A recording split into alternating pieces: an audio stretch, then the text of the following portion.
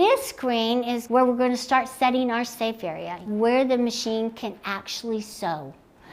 All right, so we're going to move our machine, okay, because we want to give it enough sewing area. This is why you will actually make your backing and batting wider and longer than your quilt top, so that you can sew off the edges of your quilt onto the batting. And if it wasn't, then you wouldn't have enough room for you to sew off to make it an edge-to-edge design.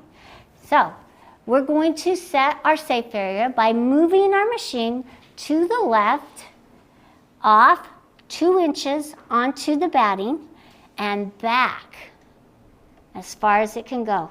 And notice I want it to be up and off the corner of my quilt because I want to give it enough room. Now, your backing and batting may not be as wide, so you might have to set it in just a little bit, okay?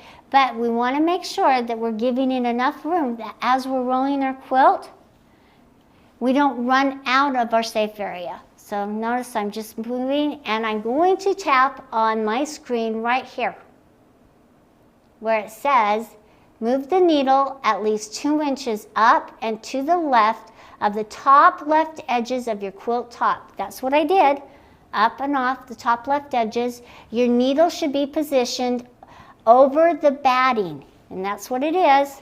And then I'll tap on the image. This is the image on the screen that I'm tapping on.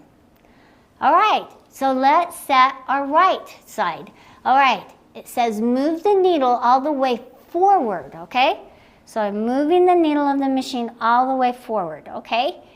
And we're going to move it across our quilt to the right, off the edge, right edge of the quilt at least 2 inches.